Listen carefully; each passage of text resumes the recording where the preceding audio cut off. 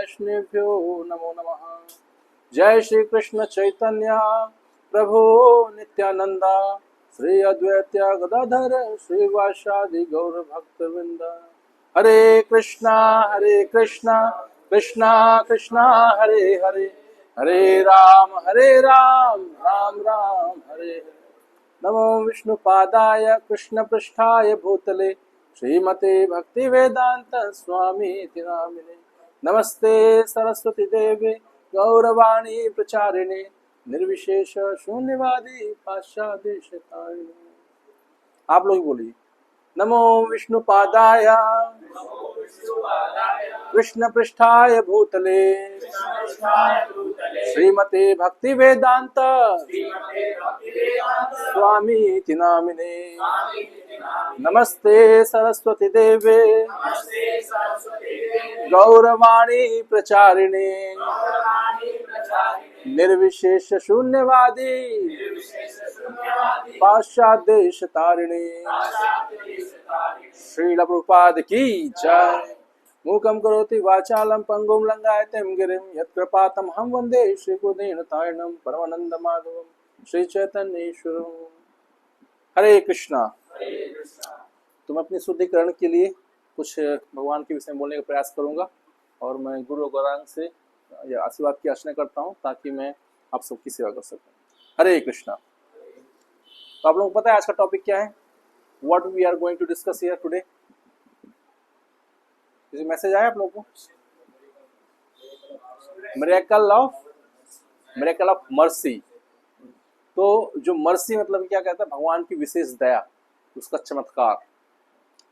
तुम देखते हैं, आप लोगों ने श्रवण किया वो कार्तिक लीला के बारे में। पिछले क्लास में श्रवण किया आप लोग? कितने लोग आए थे पिछले क्लास में? कितने लोग आए थे? नए भक्त कम लोग आए थे। तो कुछ ग्लिम्स देता हूं मैं कि अभी तक जो कार्तिक महीना हम क्यों मनाते हैं। किसी को पता है? कार्तिक महीने मनाने का विशेष कारण ये है कि जो मंथ है ये राधा रानी के नाम से। राधा रानी का नाम क्या है? क्या नाम है? कार्तिका। क्यों नाम कार्तिका? क्योंकि राधा रानी की जो माता है उनका नाम है कीर्तिदा।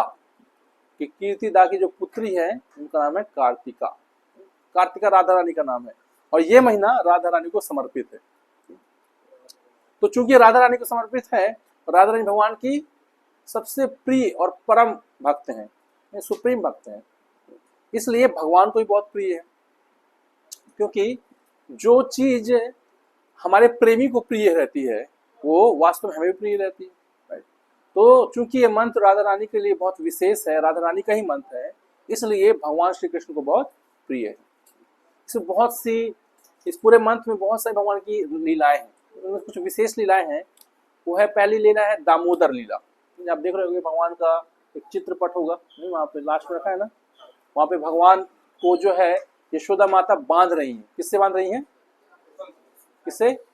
ओखल में बांध रही है। किससे बांध रही है? हाँ। तो रस्सी वास्तविक में कौन सी रस्सी पता है? वो रस्सी जो है लव एंड अफेक्शन। तुम देखते हैं कि कैसे जो है यशोदा माता भगवान के प्रति उस लव और अफेक्शन को डेवलप कर रही है। तो वास्तव में ब्रज में जो कृष्ण है, नहीं, वो क्या करते थे? बचपन में सबसे ज्यादा एक बहुत शरारती वाला कार्य करते थे। क्या करते थे? माखन चोरी। क्यों माखन चोरी करते थे? क्योंकि उनके घर में माखन नहीं था माखन। क्यों जा रहे दूसरों के घर में चोरी करने? क्योंकि वास्तव में जो ब्रज की जो मदरली गोपियां थी, नहीं, जो उनकी मदर की ऐसी गोपियां थी, वो चाहती थी कि कृष्ण हमारे घर में भी आए और हमें भी वात्सल्य प्रेम दे, हमें भी जो अपनी माता की तरह प्रेम दे। और माता चाहती है कि जो पुत्र है वो क्या करे? हमारे द्वारा बनाए गए पकवान भोजन उसको स्वीकार करे। तो माता को बड़ा आनंद आता है। तो यशोदा माता के घर में तो भगवान थे, उनको तो जो है वात्सल्य प्रेम मिल रहा था। लेकिन बाकी जो ब्रज की गोपियां थी, जो कृष्ण को अपने पुत्र की तरह मानती थी, उन्हें वो वात्सल्य प्रेम नहीं मिल पा रहा था। तो चाहते कम से कम दिन में एक बार कृष्ण हमारे घर में आए, नहीं, और हमारे द्वारा जो माखन बनाया गया है उसे चोरी करके खाए। क्योंकि सामने सामने खाना एक मतलब साधारण सी एक्टिविटी हो गई, लेकिन आपको पता न चले आपके पीछे कोई कार्य हो, नहीं, तो एक मतलब आपको ऐसा लगता है कि एक एक्साइटमेंट रहता है उसके पीछे। और जो गोपियां थी वो जो माखन कृष्ण के लिए स्पेशली बना के रखती थी और छुपा के, और जब जब वो जाती थी कंप्लेन करने के लिए यशोदा माता के पास, तो कृष्ण को बताती थी कि आज हमने माखन उस कमरे में रखा है, छुपा के रखा है। नहीं तो एग्जाम तो है, लेकिन कैसा है, ओपन पेपर बोलते हैं, नहीं open book exam, getting the point. मतलब कृष्ण को बता के आती थी कि हमने माखन कहाँ रखा है, अब देखती हूँ मैं कैसे जुड़ाएगा, कैसे खाएगा। आज तो मैंने उस वाले कमरे में रखा है, ऊपर रखा है, टंगा के रखा है। तो कृष्ण को सब पता, अच्छा अच्छा वहां रखा है। नहीं तो कोड वर्ड था ये, एक तरह से इन्विटेशन कर देने आती थी, वो कंप्लेन करने नहीं आती थी, वो देखने आती थी कि वास्तव में कृष्ण क्या कर रहे हैं घर में। लेकिन कोई बहाना चाहिए, रोज रोज किसी के घर आप जाओगे तो कुछ बहाना होना चाहिए ना, तो बहाना था उनके पास। उलाहना कहते, उलाहना, छोटे शहरों गांव में ब्रज में इसे बोलते उलाहना, मतलब कंप्लेन करना। तो कंप्लेन एक बहाना था, वास्तविक क्या था, उन्हें इनवाइट करने आती थी। तो भगवान को इनवाइट करने आती थी बार बार, और भगवान जाते थे, माखन चोरी करते थे। लेकिन यशोदा माता जो है वो चिंतित हो रही थी बार बार कि कृष्ण जो है वास्तव में एक राजा के पुत्र हैं। नंद बाबा क्या है, राजा हैं, तो कृष्ण जो है राजा के पुत्र हैं, और राजा का पुत्र यदि चोरी करता है तो क्या है, गलत एग्जाम्पल सेट होता है, एक गलत कैरेक्टर सेट होता है सोसाइटी में। तो इस बात के लिए यशोदा माता चिंतित थी। तो यशोदा माता ने डिसाइड किया कि मैं अब इसके लिए माखन बनाऊंगी, क्योंकि हो सकता है वो दूसरों के घर में इसलिए माखन खा रहा हो क्योंकि हमारे घर का माखन उसको अच्छा नहीं लगता। अब यशोदा माता ये सोचना है, तो हर वक्त अपने सबकी विचारधारा अलग अलग रहती, तो यशोदा माता इस तरह से सोच रही थी। अब यशोदा माता ने क्या किया, जो दीपावली का दिन था उसी दिन उन्होंने डिसाइड किया कि मैं कृष्ण के लिए माखन निकालूंगी, स्पेशल माखन। और जितनी गोपियां थी, जो एक तरह से सेविका थी उनके घर में, क्योंकि यशोदा माता क्या है, महारानी है, तो बहुत सी सेविका थी उनके घर में। उनको लगा सिर्फ सेविकाएं हैं, ये बहुत अच्छे से माखन नहीं निकाल पा रहे, तो उनको दूसरे कार्यों में लगा देती। दूसरे दिन इंद्र की पूजा होने वाली थी, जो बाद में गोवर्धन पूजा में कन्वर्ट हो गई थी, तो उस सेवा में भेज दी गोपियों को, वहां चली गई गोपियां। अब यशोदा माता बहुत मेहनत कर रही है, नहीं, और स्पेशली ही कृष्ण के लिए जो दूध लाया गया था वो कि स्पेशल गाय का दूध था। पता कौन सी गाय थी, पद्मगंधा। कौन सी गाय थी, पद्मगंधा। क्यों नाम था पद्मगंधा, क्योंकि वो जो गाय थी ना, उनको स्पेशल जो है घास खिलाई जाती थी। दूब जानते हो, दूब एक स्पेशल घास होती है, वो पूजा में भी लगती है कई बार, जैसे घास गणेश जी की पूजा में दूब लगता है, तो दूब स्पेशल घास होती है, वो खिलाई जाती थी। नहीं, और आज की दूब नहीं, वो सुगंधित दूब रहती थी, और वो इतनी सुगंध रहती थी कि उसमें से जो कमल के फूल हैं वैसी सुगंध निकलती थी उन घासों से। पद्म बोलते हैं, पद्म, पद्म की सुगंध निकलती थी। उन घासों को वो गाय खाती थी, चरती थी, इसलिए उनके शरीर से भी पद्म की सुगंध आने लगी, गाय के शरीर से। इसलिए उन गायों का नाम क्या पड़ गया, पद्म गंधा। पद्म गंधा गाय का फिर दूध निकाला गया, स्पेशल दूध, और उस दूध को भगवान श्री कृष्ण के लिए रखा गया। वो दूध को बॉयल किया गया, तैयार किया जा रहा। अब दूसरे दिन जब माता यशोदा उस दूध को बॉयल कर रही, और एक तरह से और जो दूध का दही बन चुका है उस दही को मथ रही सुबह सुबह, अर्ली मॉर्निंग 4 बजे। और जब वह उस दूध को जो है मंथन कर रही हैं, तो साथ में भगवान की लीलाओं गुणगान कर रही हैं कि कैसे कृष्ण ने पूतना का वध किया, कैसे बकासुर का वध किया, अघासुर का वध किया। नहीं, गुणगान कर रही हैं, आनंद ले रही हैं लीलाओं का। ये नहीं कि वो अपने किसी और विषय में सोच रही हूँ कि अरे ये तो दूसरे घर में खाता है, मेरे लिए एक समस्या बन गई। इस तरह से विचार नहीं कर रही, बल्कि और आनंदित हो रही हैं कि मुझे अवसर मिला है अपने पुत्र की सेवा करने का। जब वो मंथन कर रही थी उस समय दही का, उसी वक्त जो है कृष्ण भी जाग जाते हैं।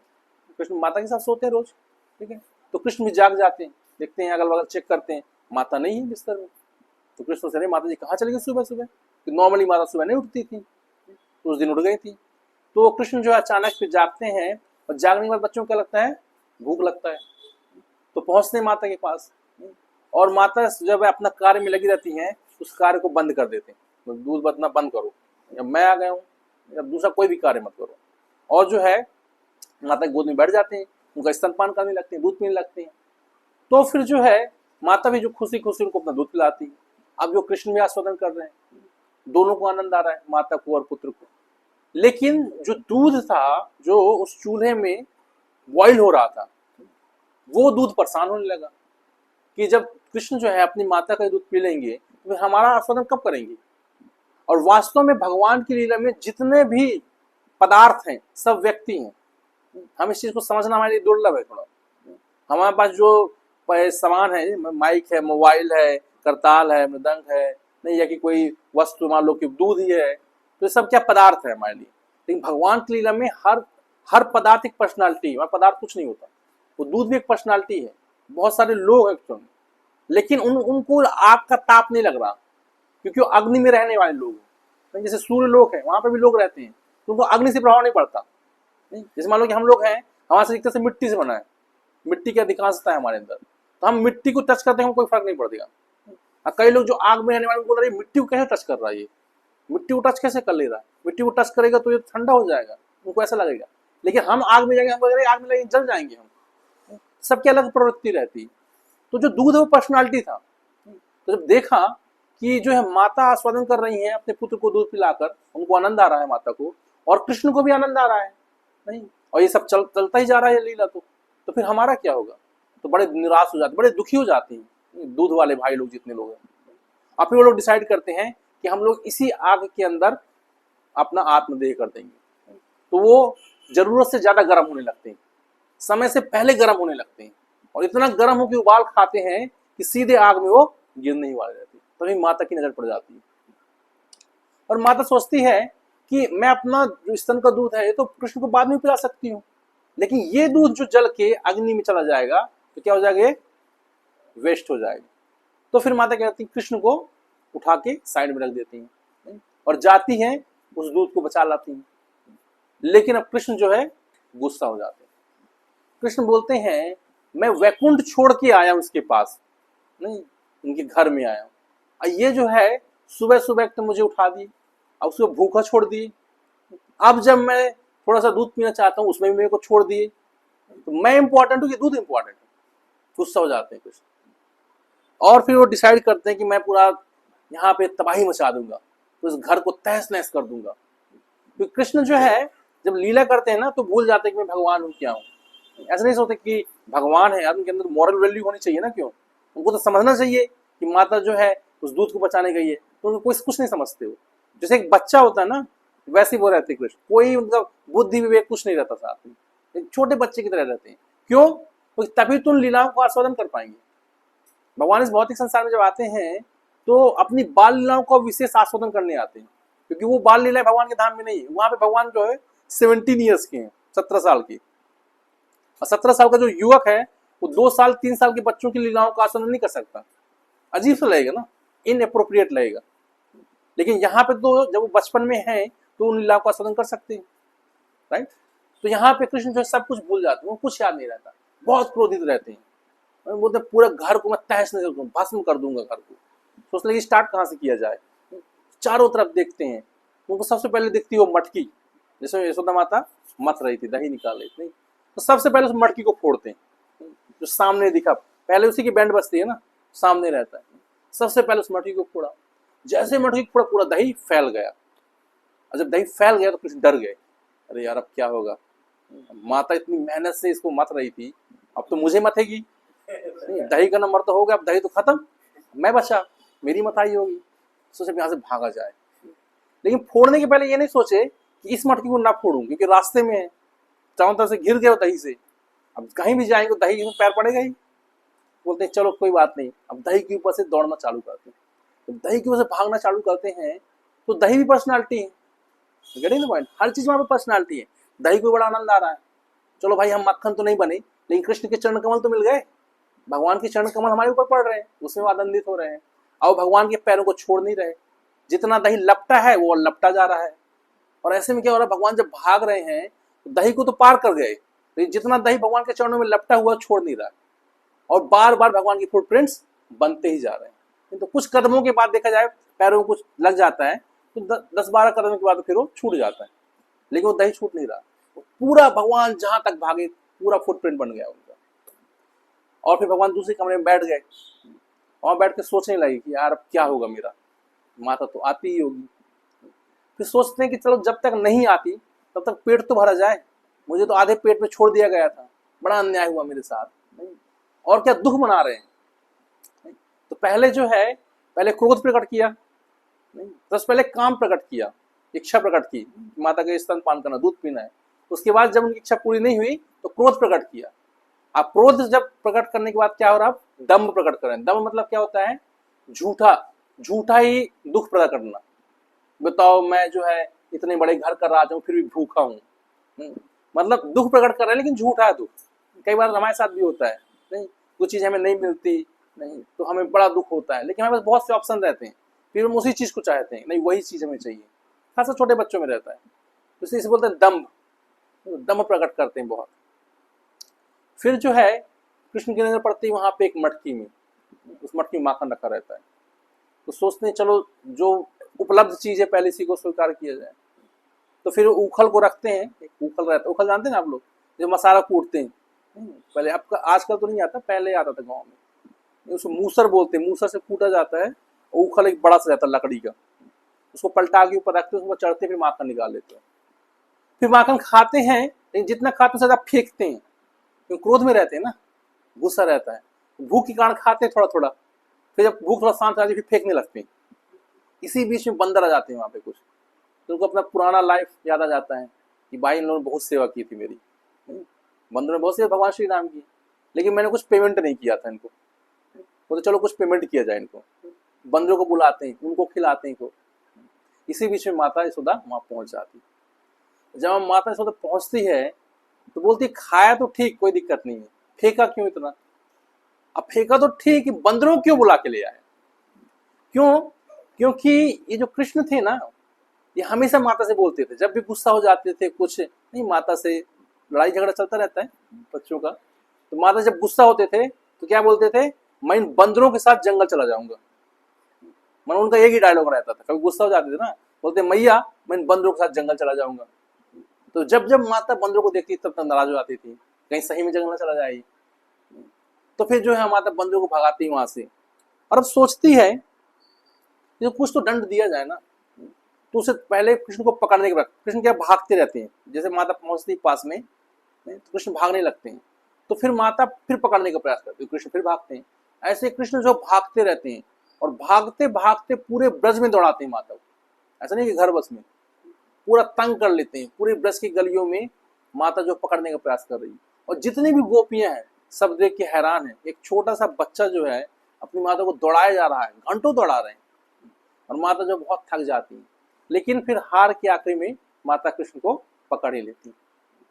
तो इसमें हमारे आचार्य लिखते हैं कि वास्तव में कृष्ण को पकड़ पाना आसान नहीं है।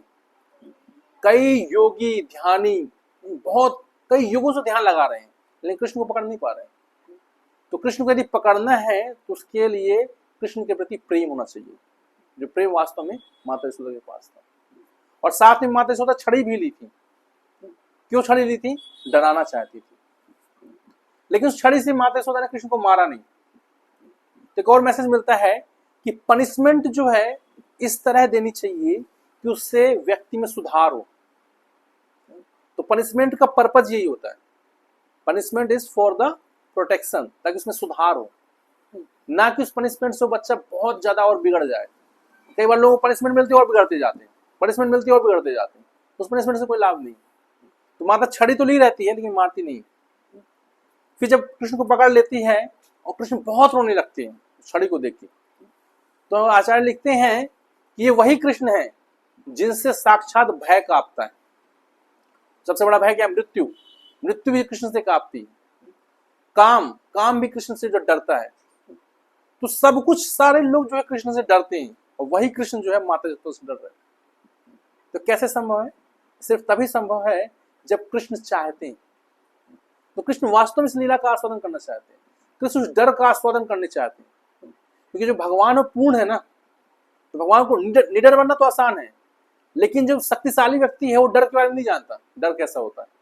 क्योंकि बहुत शक्तिशाली व्यक्ति कैसे जानेगा डर? कोई डरा नहीं सकता उसे, राइट? लेकिन कृष्ण उस डर का आस्वादन करना चाहते हैं, इसलिए इस लीला में कृष्ण जानबूझ के चाहते थे कि उनको डर लगे। और ये सारी चीजें जो है वास्तव में योग माया, जो भगवान की शक्ति है, उसके द्वारा अरेंज की जाती। और भगवान सब कुछ भूल जाते हैं। ऐसा नहीं है कि भगवान को सब कुछ याद है, नहीं, ये फिल्म के एक्टर की तरह नहीं है कि जबरदस्ती रो रहे हैं, आंसू निकालने पड़ रहे हैं, जबरदस्ती पोज बना रहे हैं, स्टाइल दे रहे हैं। It's not like that. जो हो रहा है एकदम नेचुरल हो रहा है। तो भगवान की जो योग माया है भगवान को सब कुछ भुला देती है। जब भगवान डर रहे हैं और फिर जो है यशोदा माता जो है भगवान को जाके पकड़ के उनके बांधती हैं, बांधने का प्रयास करती हैं, तो उसमें 2 उंगली कम जाती है। पता ना कौन कौन सी, क्या क्या है वो, प्रयास और कृपा नहीं। तो आचार्य लिखते हैं कि जो 2 उंगली है ये वास्तव में ऐसा है कि यशोदा माता बहुत सारी रस्सियां लाती हैं घर से, उसे बांधने का प्रयास करती हैं और ब्रज में जितनी रस्सियां रहती हैं सब एकत्रित कर दी जाती हैं, फिर भी बांध नहीं पाती। लेकिन जब बांधने का प्रयास करती है यशोदा माता तो उनके शरीर से जो है पसीना निकलने लगता है, और जो है वो पसीना जब भगवान कृष्ण के शरीर पे गिरता है तो उस पसीने से भगवान जो है क्या हो जाते हैं, मोहित हो जाते हैं। मतलब वो यशोदा माता के परिश्रम को देख के बहुत ज्यादा उनके अंदर दया जागृत हो जाती है। तो वास्तव में हम भी जब भक्ति कर रहे होते हैं तो भगवान हमारा प्रयास देखते हैं, हम कितने प्रयास करते हैं। इतना प्रयास करना चाहिए, इतना प्रयास करना चाहिए कि हम वास्तव में पूरी तरह से थक जाएं, अपने आप को पूर्ण रूप से न्यौछावर कर दें, पूर्ण रूप से समर्पित कर दें भगवान की सेवा में। तो भगवान उस सेवा को देखना चाहते हैं और उस सेवा से भगवान रीझते हैं। भगवान मतलब कि हमारे अंदर दया प्रकट करते थे। और अभी तक क्या हो रहा था कि भगवान की जो इच्छा शक्ति है, भगवान की इच्छा थी कि मैं नहीं बंधूंगा, भगवान नहीं बंध रहे थे। पूरी ब्रज की रस्सियां आ गई, सारी गोपियां देख रही हैं, एक छोटा सा बालक उसको बांध नहीं पा रही यशोदा माता। और जितनी गोपियां हैं खासकर जो माता के फॉर्म में, वो सब भी जो यशोदा माता की हेल्प कर रही हैं, रस्सियां दे रही हैं, लेकिन फिर भी बंध नहीं रहे। तो फिर बोलती हैं कि यशोदा छोड़ दे इसको, क्योंकि इसके वास्तव में ना इसके भाग में बंधना नहीं है, और वास्तव में भगवान को नहीं मान सकता। लेकिन भगवान की जो इच्छा शक्ति है तो भगवान के अकॉर्डिंग करे, भगवान को बंधना नहीं है। लेकिन जब यशोदा माता का जो पसीना है भगवान के शरीर में गिरता है तो जो इच्छा शक्ति है वो धीरे धीरे शांत हो जाती है और भगवान की कृपा शक्ति प्रकट होती है। कौन प्रकट होता है? कृपा शक्ति। और जो कृपा शक्ति है वो वास्तव में भक्तों के साथ रहती है, हमेशा भक्तों की हेल्प करती है। तब इच्छा शक्ति का प्रभाव कम होने लगा और भगवान की जो कृपा शक्ति वो प्रकट हो गई। और वो कहाँ चली गई? यशोदा माता की तरफ चली गई। इसलिए भगवान जो है ना चाहते हुए भी चाहने लगी। समझ रहे बात? भगवान ना चाहते हुए भी चाहने लगे कि यशोदा माता प्रसन्न हो जाए, इसलिए भगवान जो है बंध जाते हैं। तो कहने का मतलब क्या है कि जब हम वास्तव में अपना बेस्ट एंडेवर देते हैं, अपना बेस्ट प्रयास करते हैं भगवान की सेवा के लिए, तो जो भी हमारी इच्छाएं हैं भगवान उसको पूर्ण कर देते हैं। सिर्फ भगवान की बांधने की बात नहीं हो रही, हमारी कोई भी इच्छा हो भगवान उसको पूर्ण कर देते हैं। क्यों? क्योंकि जब हम भगवान की भक्ति करने का प्रयास करते हैं तो हमारी जितनी इच्छाएं हैं ना वो वास्तव में शुद्ध हो जाती हैं। कई बार हमारी इच्छा रहती है संसार को भोगने की। जैसे कि एक एग्जाम्पल आता है, जब ध्रुव महाराज भगवान की तपस्या करने जाते हैं, बहुत लंबी स्टोरी में शॉर्ट में बता रहा हूँ, तो भगवान की तपस्या करने जाते हैं तो जब भगवान प्रकट होते हैं तो तपस्या करने के पहले उनका भाव रहता है कि मुझे बहुत बड़ा राज्य प्राप्त हो, जो ब्रह्मा जी के बराबर हो, ब्रह्मा जी से भी बड़ा राज्य प्राप्त हो, ऐसी उनकी इच्छा थी। ब्रह्मा जी का राज्य जो ब्रह्मलोक बहुत बड़ा है, लेकिन फिर वो भी एक दिन नष्ट हो जाता है। तो ध्रुव महाराज चाहते हैं उससे भी बड़ा राज्य प्राप्त हो, मतलब कि ऐसा राज्य जो कभी नष्ट ना हो, तभी तो ब्रह्मा जी से बड़ा होगा, राइट। लेकिन जब ध्रुव महाराज तपस्या करते हैं भगवान प्रसन्न हो जाते हैं और भगवान जब प्रकट होते हैं ध्रुव महाराज सब कुछ भूल जाते हैं। उनको पता नहीं कि क्या सही है क्या गलत है, क्या बोलूं क्या प्रार्थना करूं, कुछ नहीं पता, सब कुछ भूल जाते हैं। तो भगवान अपना जो शंख है वो टच करते हैं ध्रुव महाराज के सिर पे और उनको सब कुछ यथावत याद आता है, लेकिन सुबुद्धि के साथ। पहले जो बुद्धि थी, पहले जो विवेक था वो भोग करने की बुद्धि थी, अभी जो बुद्धि है वो प्योर हो गई है।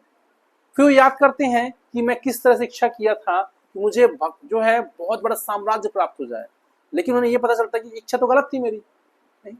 तो फिर वो सोचते हैं, भगवान से प्रार्थना करते हैं कि भगवान मैंने गलत इच्छा से आपकी तपस्या की है, अब मुझे कुछ नहीं चाहिए, अब आप मुझे जो है सिर्फ अपनी भक्ति दीजिए। लेकिन फिर भी भगवान जो है उनको बहुत बड़ा राज्य देते हैं। पता कौन सा राज्य? क्या देते हैं? ध्रुवलोक, जो कि शाश्वत है, साक्षात वैकुंठ की जैसा है, कोई डिफरेंस नहीं वैकुंठ में ध्रुवलोक में। तो कहने का मतलब क्या है कि भगवान जो है हमारे एंडेवर को देखते हैं। जब हम डिटरमाइंड रहते हैं तो भगवान हमारी इच्छाओं को प्योर करते हैं, उसको शुद्ध करते हैं और उसको पूरा भी करते हैं। जैसे कोई आपकी इच्छा होगी तो बहुत बड़ा गाड़ी बंगला मिल जाए, खूब ऐश करूंगा, खाऊंगा पीऊंगा, तो भगवान की आप भक्ति करोगे तो आपको इच्छाओं को शुद्ध कर देंगे, सब देंगे, आपको बड़ा घर देंगे, गाड़ी देंगे, सब कुछ देंगे, लेकिन साथ में आपको देंगे भक्ति करने का मौका, ताकि आप उस घर में भगवान के भक्तों को बुला सको, भगवान के नाम का प्रचार कर सको। चीजें आपको मिलेंगी, लेकिन भगवान उसको कैसे भगवान की सेवा में लगाना है ये बुद्धि भी देंगे। What the point. तो इस तरह से यशोदा माता जो है जब एंडेवर करती हैं तो उस एंडेवर के कारण भगवान को प्राप्त कर पाती, भगवान को बांध पाती। अब जब यशोदा माता भगवान को बांध देती हैं तो स्टार्ट होता है एक नया स्टोरी। नया स्टोरी क्या स्टार्ट होता है कि भगवान बोलते हैं कि बड़ा अन्याय हुआ मेरे साथ। एक तो सुबह सुबह उठा, पेट भर के मुझे दूध भी नहीं मिला पीने को, ठीक है। अब दूध नहीं मिला तो मैं क्या करता, बच्चा हूँ भाई, फोड़ दिया मटकी, क्या गलती थी इसमें, खुद से ही बातें कर रहे हैं। एक तो अच्छे से पेट नहीं भरा, नहीं नहीं भरा तो मेरी गलती तो थी नहीं, ऊपर से बांध दिया गया, बिना सजा की सजा दे दी गई। अब तो मैं छोड़ूंगा नहीं, अब कुछ बड़ा उद्दंड करूंगा। अभी तो छोटा मोटा कर रहा था, मटकी उटकी फोड़ रहा था, अब कोई बड़ा कार्य करूंगा। तभी भगवान को 2 वृक्ष दिख जाते, बड़े बड़े वृक्ष। बोलते हाँ इनको तोड़ता हूँ, इनको गिराता हूँ, कुछ बड़ा करता हूँ ना, अभी तो छोटा कर रहा था। जब उन 2 वृक्षों को देखते हैं तो भगवान को स्मरण होता है नारद जी का, क्योंकि वास्तव में जो 2 वृक्ष थे ये कोई और नहीं, ये नल, कुबेर और मणिग्रीव हैं, जो कि यमराज के पुत्र थे, कुबेर के पुत्र, सॉरी।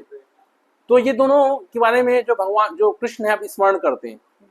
तो क्या होता है वास्तव में, ये दोनों जो कुबेर के पुत्र थे, ये एक बार जो है ये शिव जी के भक्त भी थे। तो एक बार जो है शिव जी का जो उद्यान है वहां पे मंदाकिनी नदी है, वहां पे स्नान करते रहते। और कैसे करते रहते स्नान, निर्वस्त्र अवस्था में, नहीं कोई वस्त्र धारण नहीं किए रहते, साथ में कुछ युवतियां भी रहती हैं। तो जब स्नान करते हैं तो वहां पे नारद मुनि पहुंच जाते हैं। तो जो युवतियां रहती है अपने कपड़े जो है पहन लेती हैं, लेकिन जो कुबेर के जो पुत्र रहते हैं ये अहंकार कण वैसे रहते हैं। उनको लगता है क्या फर्क पड़ता है। शास्त्रों में बताया जाता है कि यदि कोई निर्वस्त्र होकर स्नान करता है तो इसमें जल देवता का अपमान होता है, और इस अपमान के कारण जो उसे निम्न योनि में जाना पड़ सकता है। और यदि कोई शुद्ध नदियों में निर्वस्त्र होकर स्नान करता है तो बहुत बड़ा अपराध है, और इस अपराध के कारण उसको नरक जाना पड़ेगा। तो कभी भी नदियों में निर्वस्त्र होकर स्नान नहीं किया जा सकता। लेकिन ये जो कुबेर के पुत्र थे अभक्त थे, उन्हें कोई ज्ञान नहीं था, न शास्त्रों का ज्ञान था, न कि भक्ति ज्ञान कुछ पता था, इसलिए इनको फर्क भी नहीं पड़ रहा था।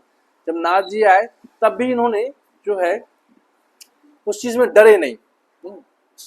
तो जो है नारद जी भी यहाँ पे उन्हें जब देखते हैं उनको लगता है कि इनके ऊपर जो है कृपा की जाए। नारद जी देखो क्रोधित नहीं होते, क्योंकि कई बार क्या होता है कि हम जब कोई गलत कार्य करते हैं तो क्रोध आता है, लेकिन यहाँ पे नारद जी बिल्कुल क्रोधित नहीं होते। इनफैक्ट नारद जी सोचते हैं कि ये लोग जो है कुबेर के पुत्र हैं, नहीं अब कुबेर क्या है, वो भी राजा है। तो राजा के पुत्र जो है, जैसे यशोदा माता सोच रही थी ना कि राजा के पुत्र यदि गलत कार्य करेंगे तो बाकी जो लोग वो भी गलत कार्य करेंगे।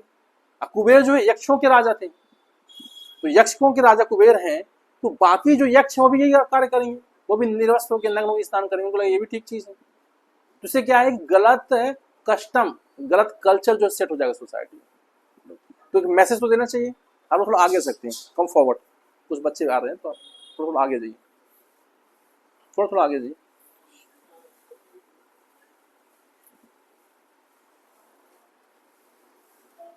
ठीक है। तो नारद जी क्या कर रहे थे, उन्हें क्या करने का प्रयास कर रहे थे, सुधारने का प्रयास कर रहे थे।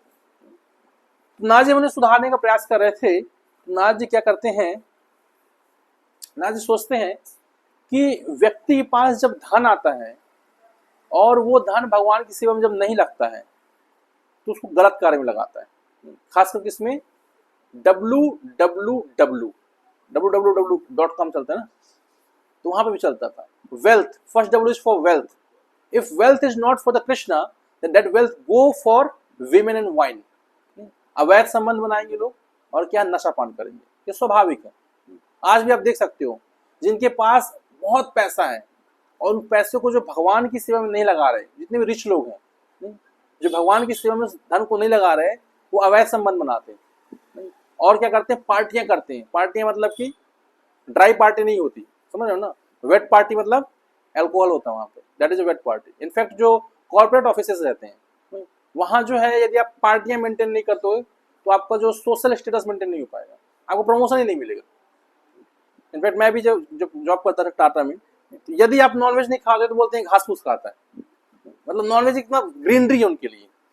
जब आप खाओगे तो मतलब तभी आपका लाइफ अच्छा होगा, ड्रिंक करोगे तभी आपका सोशल स्टेटस बनेगा, स्मोक करोगे तभी आपकी फ्रेंडशिप होगी। तो यहाँ पे कल्चर है वो।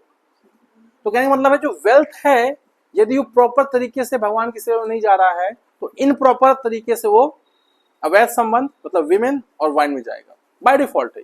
और यही कर रहे थे कुबेर के पुत्र, उनको नशा कर रहे थे, नशे में थे वो, और साथ में क्या था जो है युवतियों के साथ संबंध बनाने का प्रयास कर रहे थे। तो नारद मुनि बोलते हैं ऐसी स्थिति में इन लोगों से इनका वेल्थ छीन लेना चाहिए। ये वेल्थ का मिसयूज करने के कारण सब कुछ हो रहा है, तो ऐसी स्थिति में वेल्थ इनसे छीन लेना चाहिए। लेकिन कैसे छीना जाए, बोलते इनको अधम योनियों में डालना चाहिए, कुछ कष्ट में डालना चाहिए। तो दुख होता है तब व्यक्ति को पता चलता है कि वास्तव में किस कारण से मुझे दुख हुआ है। पनिशमेंट इसलिए दी जाती है ना, पनिशमेंट का उद्देश्य क्या है, ताकि उसके अंदर सुधार हो। नारद मुनि ने पनिशमेंट दे रहे थे वास्तव में, क्योंकि जो शुद्ध भक्त है वो कभी क्रोध नहीं करता किसी के ऊपर। शुद्ध भक्त है सभी जीवात्माओं को एक दृष्टि से देखता है। यदि कोई अच्छा व्यक्ति है तो उसके साथ क्या है, आदान प्रदान करता है, भगवान के विषय में बातें करता है। और कोई बुरा व्यक्ति है तो प्रयास करता है कि इसे बुद्धि दी जाए ताकि ये भी भगवान की भक्ति में आ सके। तो नाथ जी जो है एक फॉर्मूला अपनाते हैं 4R, ठीक है, आप लोग ही बोलिए इसे, ठीक है। पहला है रिहैबिलिटेशन, रिहैबिलिटेशन, रिहैबिलिटेशन, रिहैबिलिटेशन, ठीक है। सेकंड है रेक्टिफाई, सेकंड है, थर्ड है रिपिटेंस, फोर्थ है रिफॉर्म। तो हम देखें कैसे एक्ट करता है। तो रिहैबिलिटेशन का मतलब होता है कि जब व्यक्ति जिस स्थान पे पाप कर रहा हो उस स्थान को चेंज कर दो, उस स्थान से उसे हटा दो। जैसे कोई मान लो बड़े ऊंचे पद में है, कोई मान लो कोई ऑफिसर है, करप्शन कर रहा है, सबसे पहले उसको स्थान से हटाना पड़ेगा, राइट। नारद मुनि बोलते हैं तुमको जो है स्वर्ग से हटाना पड़ेगा, तुमको हम स्वर्ग से हटा देंगे। तो कहाँ भेजा जाए, बोले स्वर्ग से हटा के अच्छे स्थान में भेजा जाए जहां पे इनका सुधार हो सके, जहां पे इनकी अच्छी शिक्षाएं मिल सके, जहां पे एक अच्छा एजुकेशन मिले, राइट। तो उनको स्वर्ग से भेज देते हैं ब्रज भूमि में। क्यों, क्योंकि ब्रज भूमि में भगवान के भक्त हैं और उन भक्तों के कैरेक्टर को देख के इनका कैरेक्टर भी सुधरेगा। तो पहले क्या हुआ, पहले क्या हुआ, रिहैबिलिटेशन, ठीक है, स्थान को चेंज किया गया। दूसरा क्या है, रेक्टिफाई, मतलब उनके जो गुण हैं उनमें सुधार लाया जाए।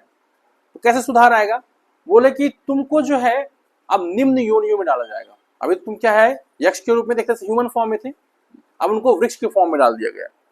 तो जब वृक्ष के फॉर्म में डाल दिया गया तो क्या हुआ, उनको जो इंजॉय करने की टेंडेंसी है, इंजॉय करने की जो प्रवृत्ति है वो नष्ट हो जाएगी।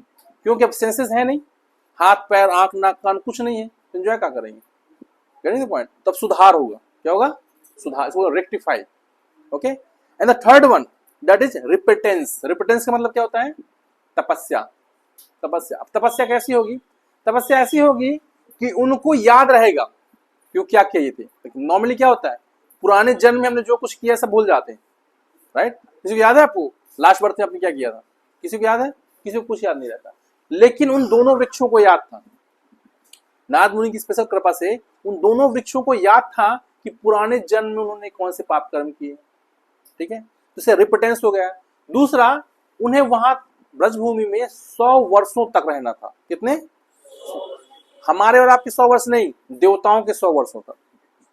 देवताओं के 100 वर्ष पता कितने होते हैं, लगभग हमारा 1 वर्ष देवताओं का 1 दिन, ठीक है, हमारा 1 वर्ष देवताओं का 1 दिन, ठीक है। इस तरह से देखोगे तो हमारा जो है देवताओं का यदि 100 वर्ष आप निकालोगे तो 36,500 वर्ष हमारे और देवताओं का 100 वर्ष बराबर है। तो लगभग 36,500 वर्षों तक जो दोनों वृक्ष जो है इस व्रजभूमि में रहे। कितने समय तक, 36,500 वर्षों तक।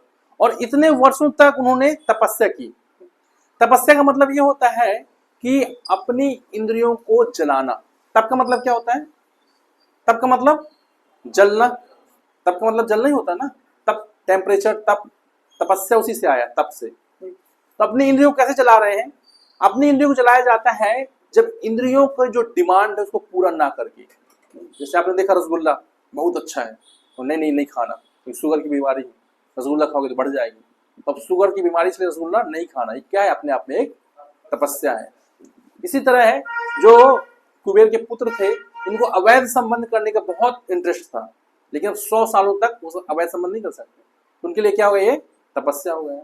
और साथ में उन्हें ठंडी, गर्मी, धूप, बरसात सब कुछ सहना है, क्योंकि अभी ऐसा तो नहीं बरसात हो रही, नारद मुनि छाता भीजेगा थोड़ा ऊपर से, नहीं तो हम भीगे नहीं, ये गर्मी लग रही तो नारद मुनि थोड़ा एसी लगवा दीजिए, इट्स नॉट लाइक दैट, वो उनको सब कुछ सहना पड़ेगा। तो 36,500 वर्षों तक वो वृक्ष बन के तपस्या करते रहे। अब इस पूरे प्रोसेस में क्या हुआ, पहले तो उनका स्थान चेंज हो गया, रिहेबिटेट हो गए, वहां से स्वर्ग से पृथ्वी में आ गए। दूसरा रेक्टिफाई कैसे हुए, उनको निम्न योनि मिली नहीं, और फिर रिपिटेंस तपस्या किए निम्न योनि में, उनको पुराने जन्म का याद है इसलिए तपस्या कर पा रहे हैं, पुराने जन्म का याद नहीं है तो उनको पता क्या चलता नहीं, अब पता नहीं चलता तपस्या नहीं होती। जब आपको पता हो ना कि मुझे क्यों कष्ट मिल रहा है तो वो तपस्या होती। अगर क्या होता है, आप आर्गुमेंट करोगे तो तपस्या हो रही थी उनकी, रिपिटेंस कर रहे थे।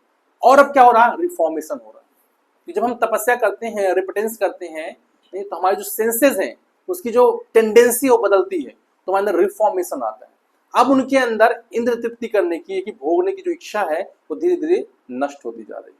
अब उनका जो हृदय है वो शुद्ध होता जा रहा है, और जैसे जैसे हृदय शुद्ध होता जा रहा है वैसे वैसे वो समय नजदीक आ रहा है जब भगवान वहां पर प्रकट होने वाले थे। अब जब उनका हृदय शुद्ध हो गया तब जो है, जब भगवान के प्रकट होने का समय भी आ गया, और जब भगवान प्रकट हुए तो भगवान की बाल लीलाओं को दर्शन करके भगवान के प्रति उनका जो है अटैचमेंट बढ़ गया। तो पहले अटैचमेंट था युवतियों के साथ संबंध बनाने का, भोग करने का, अब वो अटैचमेंट, वो भोग प्रवृत्ति तपस्या के कारण पूरी तरह से नष्ट हो गई, जीरो हो गई। अब जो कि जब वो भोग प्रवृत्ति नष्ट हो गई, उनका हृदय शुद्ध हो गया, तो अब जो है भगवान की लीलाओं को आस्वादन कर पा रहे हैं। क्योंकि भगवान को भगवान की उपस्थिति में भी देख पाना आसान नहीं है। भगवान दुर्योधन के सामने भी थे, दुर्योधन नहीं देख पाए भगवान, तो तभी देख सकते हैं जब हमारी जो प्रवृत्ति है, हमारा जो मन, हमारी जो सेंसेस है, जब प्यूरिफाई हो चुकी हो, शुद्ध हो चुकी हो। और ये शुद्ध तभी होती है जिसमें प्योर भगवान के जो शुद्ध भक्त हैं, प्योर डिवोटी हैं, उनकी स्पेशल कृपा होती है, तभी शुद्ध हो सकती है। क्योंकि देखो तपस्या करनी बड़ी बात नहीं है, जो हिरण्यकश्यप है उसने भी 36,500 वर्षों तक तपस्या की थी, ठीक है। और वो क्या सेल्फ इंस्पायर्ड था, कोई और नहीं है उसको इंस्पायर करने। जैसे कभी भी लगता है ना कि हम दुनिया कर लेंगे मुट्ठी में, सेल्फ इंस्पायर्ड है, लोग प्रयास भी करते हैं, तो कोई प्रॉब्लम नहीं उसमें। लेकिन प्रॉब्लम क्या है कि जरूरी नहीं कि जो आपका लक्ष्य हो सही हो।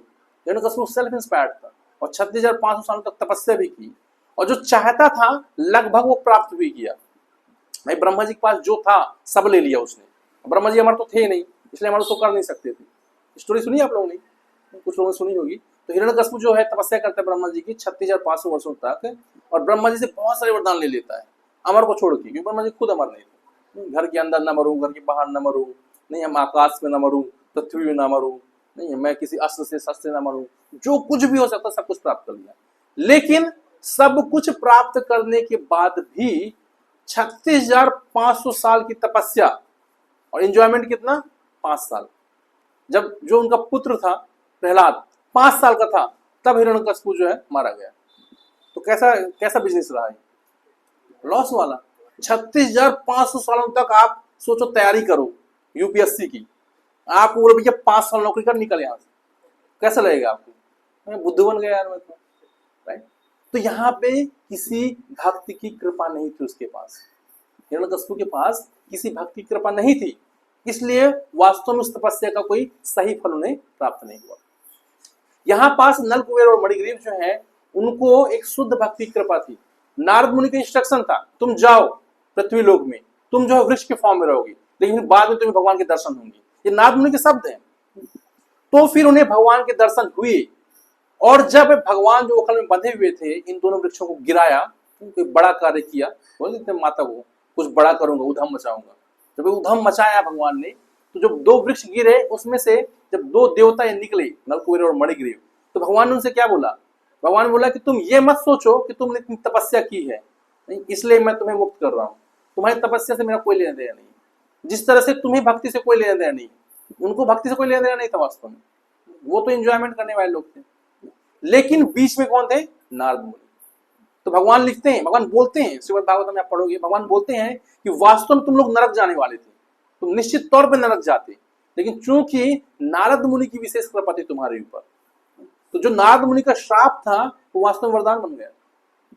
हो सकता है वो नल कुबेर मणिग्रीव जो है वहीं स्वर्ग में रहते नहीं, और नारद मुनि के द्वारा ना पकड़े जाते और इसी तरह एंजॉय करते रहते, पूरा जीवन बिता देते, तो नरक जाते हो, उनको कोई लाभ नहीं मिलता। लेकिन चूंकि नारद मुनि की दृष्टिपात हो गई इसलिए उनको विशेष लाभ मिल गया। तो भगवान के जो शुद्ध भक्त जहां कहीं भी जाते हैं, चाहे वो किसी को दंडित करें चाहे किसी से प्रेम करें, उसका हित ही होने वाला है, कोई लॉस नहीं उसमें। तो इस तरह से भगवान ने नल कुबेर और मणिग्रीव को उद्धार किया। इसी तरह से हमारे श्रील प्रभुपाद जो है हमारे इस्कॉन के फाउंडर हैं, आज उनका जो तिरोभाव दिवस है, प्रभुपाद जी जो है 1 सितंबर 1896 में प्रकट हुए थे इस भौतिक संसार में।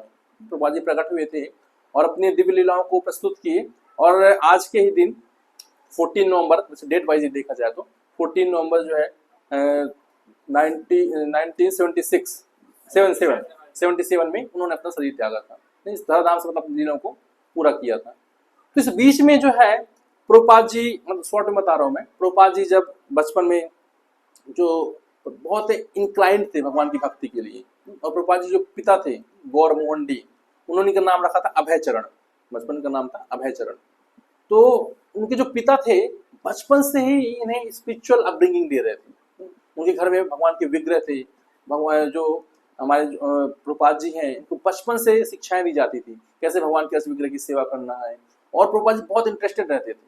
हालांकि इनकी माता चाहती थी कि बैरिस्टर बने, लंदन में पढ़ाई करें, इनके पिता जो है बहुत इंक्लाइंड थे, और उनके पिता का जो स्वभाव था वो बहुत मतलब धार्मिक प्रवृत्ति थे। वो जीवात्माओं के प्रति, छोटे छोटे जीव है जो, उनके प्रति भी बड़ा दया का भाव था उनको, क्योंकि उनका जो व्यापार था वो था कपड़े का, और कपड़े के व्यापार में क्या होता है, कई बहुत सारे चूहे रहते हैं, तो चूहे जो कपड़े कुतर देते हैं, तो वो क्या करते थे उनके लिए, उन चूहों के लिए एक बाउल में चावल रख देते थे ताकि जो चूहे रात को आए और चावल को खा लें, उनका पेट भर जाए, कपड़े में नहीं कुतरे जाएंगे और उनको मारने में नहीं पड़ेगा। तो नॉर्मली क्या करते हैं, अच्छा चूहे हैं तो पिंजरा रख दो टमाटर डाल के, तो पकड़ा जाएगा उसका, या कि चूहे मार के दवा रख दो, खाएगा मर जाएगा। उनको अपने कपड़े की चिंता है, चूहे से कोई मतलब नहीं। लेकिन जो भक्त होता है वो हर जीव के बारे में सोचता है। तो उनके पिता जो है स्वभाव से ही शुद्ध भक्त थे वास्तव में। और प्रभुपाद जी ने एक बार इच्छा प्रकट की अपने पिता से कि जो उन्होंने सुना था प्रभुपाद जी ने बचपन में कि जगन्नाथपुर में भगवान का रथ यात्रा निकाली जाती है, तो प्रभुपाद जी ने इच्छा प्रकट की अपने पिता से कि मैं भी जो है कलकत्ता में, प्रभुपाद जी की जो जन्म कलकत्ता में होता, तो मैं भी कलकत्ता की इन गलियों में, अपने मोहल्लों में जो है भगवान का रथ निकालना चाहता हूँ। तो उनके पिता ने एक छोटा सा रथ अरेंज किया था उनके लिए, बहुत छोटी एज में थे, लगभग 5 साल 7 साल की एज में। तो उन गलियों में, कलकत्ता की उन गलियों में जब प्रभुपाद जी अपना छोटा सा रथ निकाल रहे थे, तो उनके पड़ोसी जो बड़े खुश हुए कि छोटे छोटे बच्चे जो है धार्मिक कार्य में इंटरेस्ट ले रहे हैं, जैसे हम लोग भी दीपदान निकालते हैं यहाँ पे, कई बार आप लोगों ने देखा होगा भी निकाला था। तो इस तरह से प्रभुपाद जी जब वहां पे अपना छोटा सा रथ निकाल रहे थे, तो लोग पूछते थे अभय इस रथ को लेके कहाँ जाओगे? तो प्रभुपाद जी जो है बहुत गौरव के साथ बोलते थे, इस रथ को लेके मैं लंदन जाऊंगा, इस रथ को लेके मैं अमेरिका जाऊंगा, इस रथ को लेके मैं जर्मनी जापान जाऊंगा। और आज पूरे वर्ल्ड में उस रथ यात्रा का आयोजन किया जाता है प्रभुपाद जी की इंस्पिरेशन से। तो ऐसा विजन कौन देख सकता है जो वास्तव में भगवान की भक्ति के लिए प्रेरित है, और भगवान स्वयं फिर उनकी इच्छाओं को पूरा करते हैं। यहाँ पे नारद मुनि की इच्छा थी, इसलिए नल कुबेर और मणिग्रीव को उद्धार हुआ। कृष्ण की कोई अपनी इच्छा नहीं थी, लेकिन भगवान कृष्ण जो है अपने भक्तों की इच्छाओं के द्वारा बंधे हुए, यदि भक्त को इच्छा करता है तो भगवान को फिर पूरा करते हैं।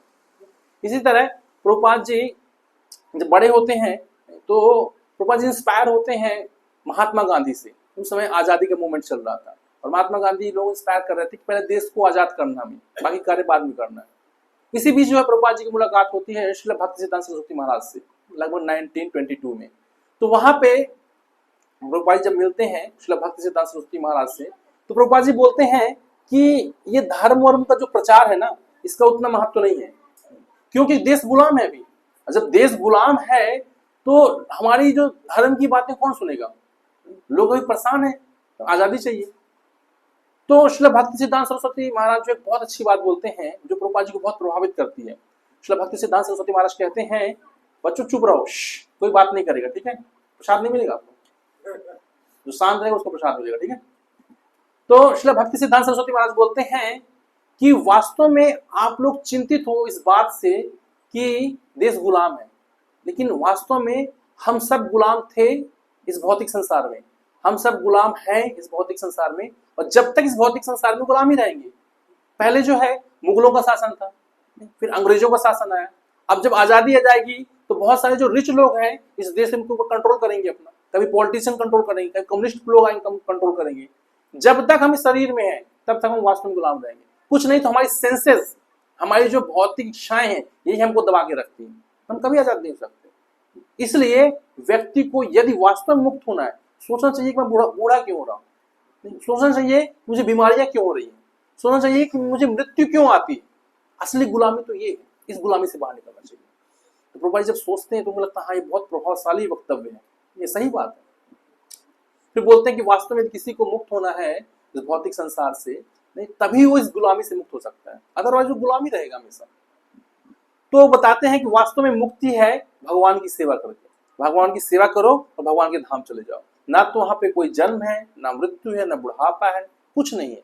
वहां पे हमेशा आप यंग रहोगे, आपका परिवार रहेगा। जैसे भौतिक संसार में आप देखते हो परिवार है, जितनी भी सुख सुविधाएं और खुशियां आप इस भौतिक संसार में देख रहे हो, ये आध्यात्मिक संसार का एक ग्लिम्स है, एक छोटा सा बिंदु है।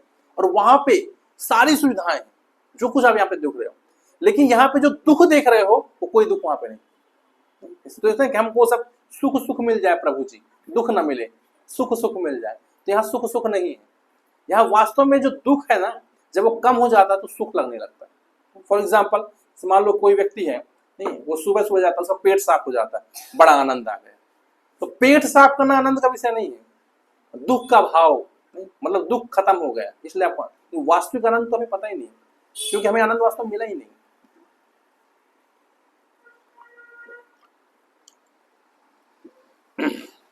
तो इस तरह श्रील भक्ति सिद्धांत सरस्वती महाराज बताते हैं कि जो वास्तविक आनंद है वो भगवान की सेवा में। और जितनी भी सेवा कर रहे हैं हम, चाहे समाज की सेवा कर रहे हो, चाहे घर परिवार की सेवा कर रहे हैं, किसी व्यक्ति की सेवा कर रहे हो, देश की सेवा कर रहे हो, ये सब टेम्परेरी है, कुछ समय के लिए। कोई गारंटी है कि अगले जन्म में आपका जन्म कहाँ होगा? हो सकता है लंदन में हो जाए, पाकिस्तान में हो जाए। अभी आप पाकिस्तान को गाली दे रहे हो, पाकिस्तान में हो जाएगा तो भारत को गाली दोगे, राइट? तो देश काल परिस्थिति कभी बदल सकती है, लेकिन भक्ति करके हम इन परिस्थितियों के ऊपर से पहुंच सकते हैं। धीरे धीरे जो प्रभुपाद जी जो है भक्ति सिद्धांत सरस्वती महाराज के इन फिलोसॉफी से बहुत प्रभावित होते हैं, और धीरे धीरे वो अब जो है भक्ति की तरफ रुख बनाते हैं। और प्रभुपाद जी जो है अपने जो निजी जीवन से, जिससे प्रभुपाद जी फिर वानप्रस्थ अवस्था में जाते हैं, फिर संन्यास लेते हैं, और प्रभुपाद जी अधिक समय जो है वृंदावन में राधा दामोदर मंदिर में लगाते हैं। और वहीं से प्रभुपाद जी को जो एक आदेश मिला था, उनके गुरु महाराज जब उन्होंने उपदेश दे रहे थे तो उन्होंने एक आदेश भी दिया था। क्या आदेश दिया था?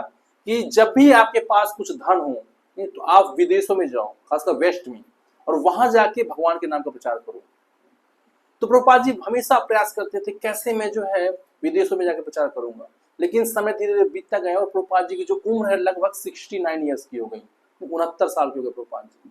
लेकिन प्रभुपाद जी के हृदय में अभी भी उनके गुरु महाराज का जो आदेश था वो एज इट इज यंग था, आदेश अभी भी यंग था। उनके भले भी एज जो है हो गई थी, 69 की हो गई थी।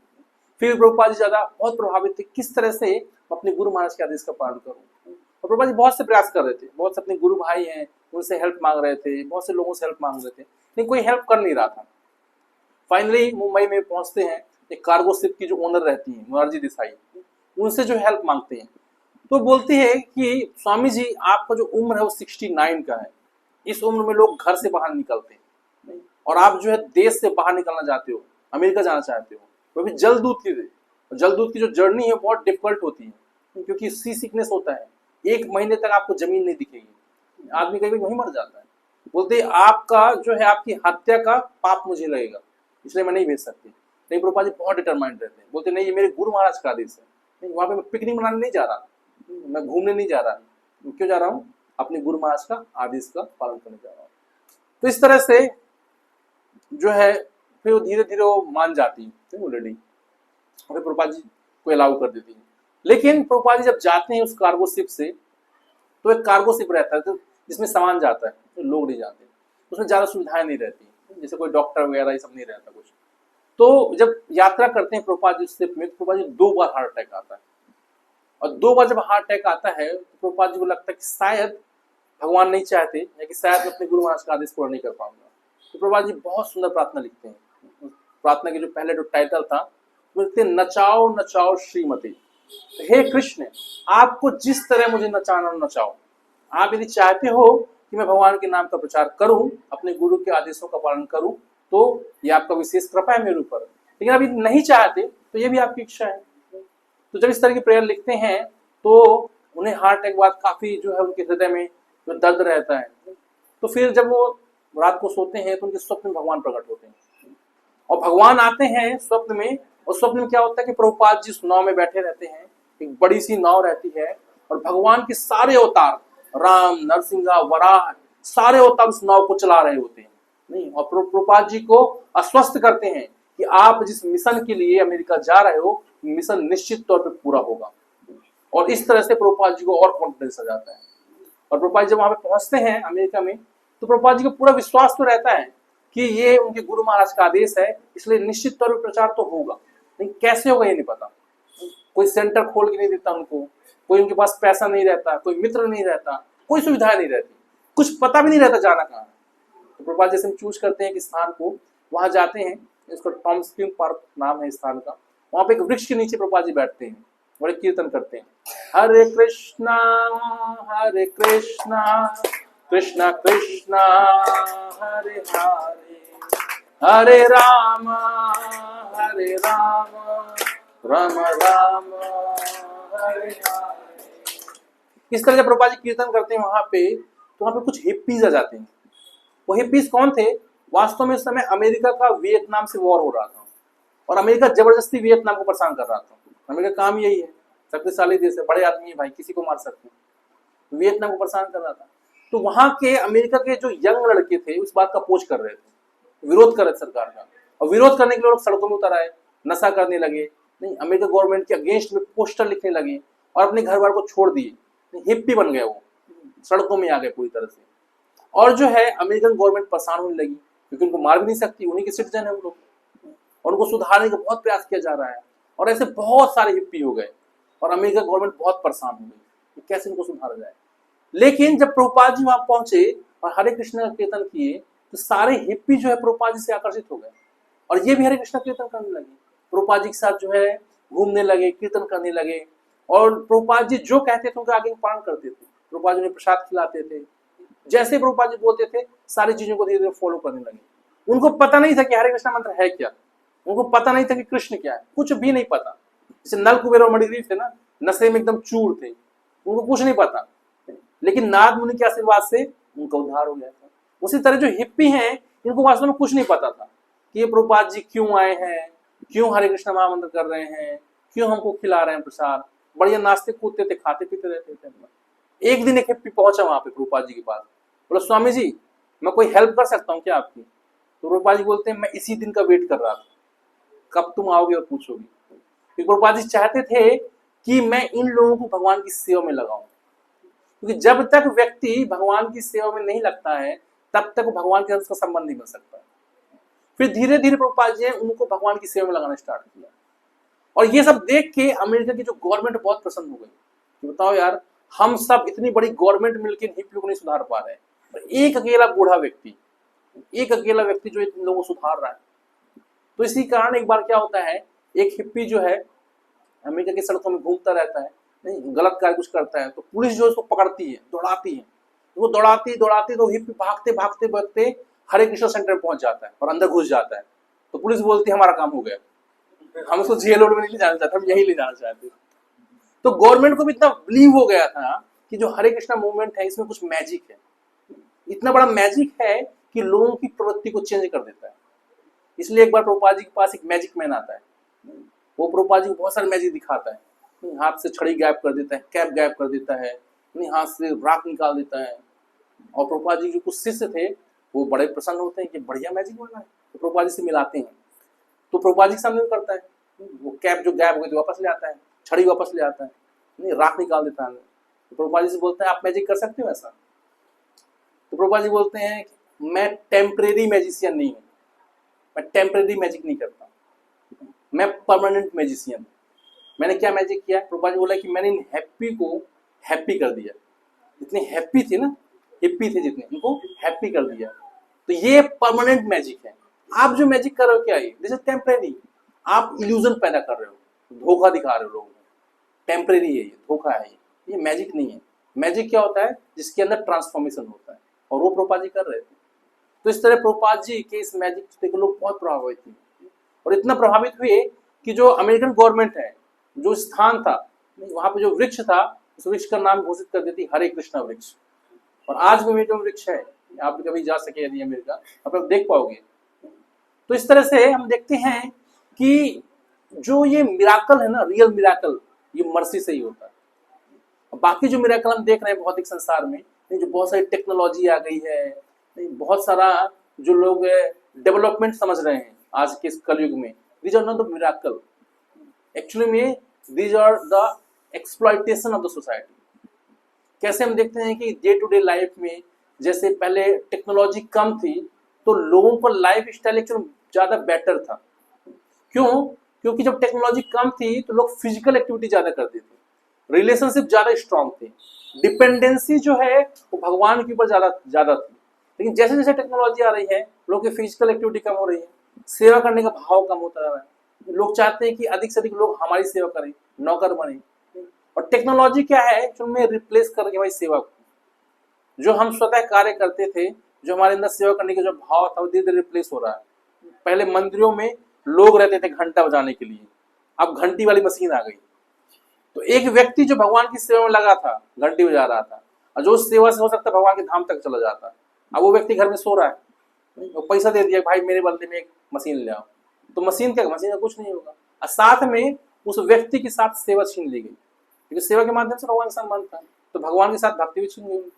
तो जितना ज्यादा हम टेक्नोलॉजी की तरफ बढ़ते जा रहे हैं, उतना ज्यादा वास्तव में सेवा को छोड़ते जा रहे हैं, उतना ज्यादा हम कृष्ण से दूर होते जा रहे हैं। जब देखिए ट्रैक्टर आया तो किसकी जॉब छीन लिया? बैलों की जॉब छीन। बैल कहां पहुंच गए? कसाई घर में। अब एआई आ रहा है, किसकी जॉब छीनने का प्रयास कर रहा है? हमारी जॉब छीनने का। प्रॉब्लम ये है कि जब किसी चीज की यूटिलिटी नहीं होती ना, उसकी वैल्यू भी नहीं होती। बैलों की यूटिलिटी खत्म हो गई, आप भले उनकी पूजा कर लो, कितने गौशाला खोल लोगे आप। मतलब मैं ये नहीं बोला गौशाला मत खोलो, डोंट टेक इट अदरवाइज। मैं ये बोल रहा हूं कि जब किसी चीज की यूटिलिटी खत्म हो जाती है तो आप उसको एम्प्लॉय नहीं कर सकते।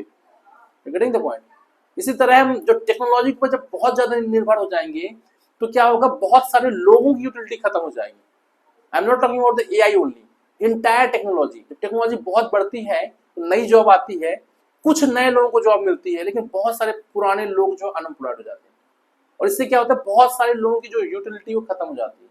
और जब उनकी यूटिलिटी खत्म हो जाती है तो उनका एक्सप्लॉयटेशन होता है, क्योंकि जो टेक्नोलॉजी है कुछ ही लोगों के हाथ में है। अब कुछ ही लोग फिर क्या करते हैं? उस टेक्नोलॉजी के माध्यम से बहुत सारे लोगों को एक्सप्लॉयटेशन करते हैं। इसलिए आप देखोगे पूरे वर्ल्ड की मोस्टली इकोनॉमी, 90% इकोनॉमी सिर्फ 10% लोगों के हाथ में, और जो 90% लोग हैं वो सिर्फ 10% इकोनॉमी सर्वाइव कर रहे हैं। तो एक्सप्लॉयटेशन नहीं तो और क्या है?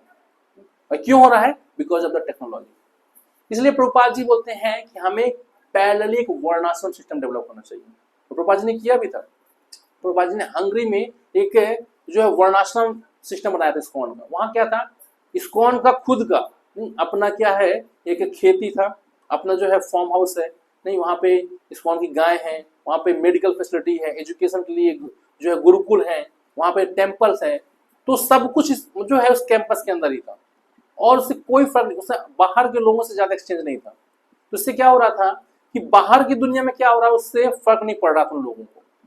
इनफैक्ट हंगरी में जहाँ पे ये वर्णाश्रम सिस्टम बनाया गया था इस्कॉन का, वहां पे एक बार हंगरी में भूखमरी छा गई, लोग जो फाइनेंशियली इनस्टेबल हो गए, तो पूरा जो कंट्री सफर कर रहा था। लोगों के पास खाने के लिए फूड ग्रेन्स नहीं था, प्रॉपर बैलेंस इकोनॉमी नहीं थी, लेकिन इन सबके बीच में इस्कॉन सर्वाइव कर रहा था, उसको कोई फर्क नहीं पड़ रहा था वहां पे, क्योंकि उसका वर्णाश्रम सिस्टम था अपना। तो वहां के जो गवर्नमेंट के लोग देखने आए थे कि कैसे ये हंगरी में रहते हुए भी हंगरी नहीं, मतलब अपने आप को मेंटेन कर पा रहे हैं। क्यों? Because they have their own varnashram system, because they depend on the Krishna. और ये जो वर्णाश्रम सिस्टम है भगवान की द्वारा दिया गया है। तो प्रभुपाद जी ने जो कुछ प्रस्तुत किया हमारे सामने शास्त्रों के अकॉर्डिंग प्रस्तुत किया है।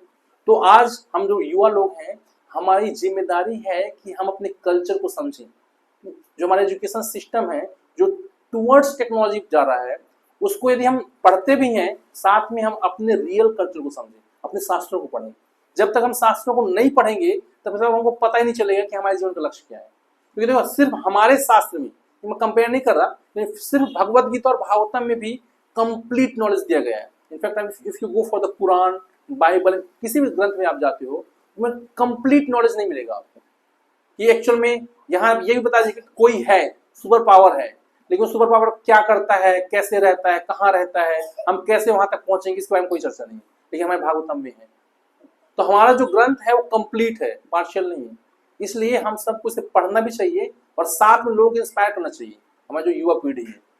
क्योंकि बिना गोल के यदि हम जीवन जीते हैं ना तो जीवन के अंत में बहुत दुख होता है। अब देखो बहुत सारे लोग हैं, बहुत सारे बुजुर्ग लोग हैं जिन्होंने बहुत अच्छा अर्न किया, बहुत अच्छी लाइफ जी अपने अकॉर्डिंग, लेकिन आज वो सेटिस्फाइड नहीं, खुश नहीं। लेकिन आप इस कॉल में देखोगे बहुत सारे लोग हैं जो ओल्ड एज में हैं, दे आर वेरी हैप्पी। जो सन्यासी हैं उनके कोई परिवार नहीं, कोई घर नहीं है, लेकिन दे आर वेरी हैप्पी। क्यों? क्योंकि उन्होंने बहुत अच्छी लाइफ एक्सपेंड की है शास्त्रों के अकॉर्डिंग।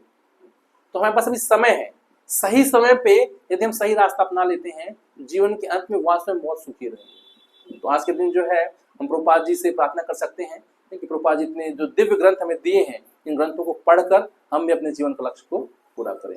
हरे कृष्ण।